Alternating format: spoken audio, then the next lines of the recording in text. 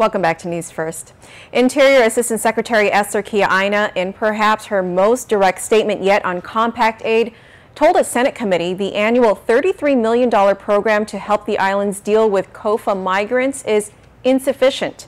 PNC's Washington correspondent Matt Kay reports.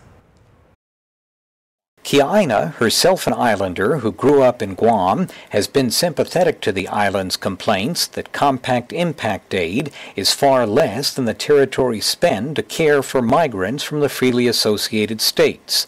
But perhaps not until her testimony this week before the Senate Energy and Natural Resources Committee has she so forcefully and publicly sided with Guam and Hawaii. The department concurs that the current allocation of mandatory and discretionary funds of $33 million are insufficient to defray the costs and welcomes revisiting the exclusion of FAS citizens from federal public benefits with Congress and other federal departments. And the General Accountability Office's David Gutnick. In 2011, census estimated that over 56,000 compact migrants, nearly 1/4 of all FAS citizens, were living in the U.S., with more than half residing in Hawaii and Guam. Gutnick says Guam, Hawaii, and the CNMI have received over $400 million in total compact aid, but estimate their cost for COFA health, education, and social services at more than $2 billion.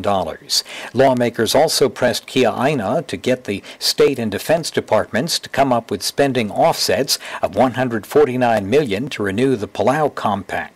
Interior's already spent $92 million, but Kiaina says she has no control over the other agencies, and the president's budget continues to source funding from Interior.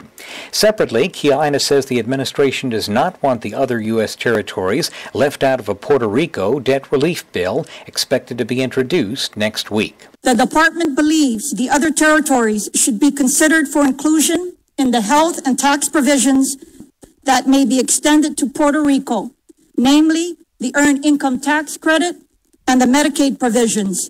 This would equalize treatment among all of the territories and the states, as well as take steps to prevent a crisis in the other smaller territories. Puerto Rico is seeking greater protection through bankruptcy laws, protection some of the territories are already asking for if Puerto Rico wins new bankruptcy coverage. Guam Congresswoman Madeline Bordallo earlier joined CNMI Congressman Greg Khalili-Sablan in a bill to fully fund the Earned Income Tax Credit in the territories, a measure that could end up in the Puerto Rico bill and ensure low-income taxpayers in all the islands can receive a refundable credit. On Capitol Hill, Matt Kay for PNC News.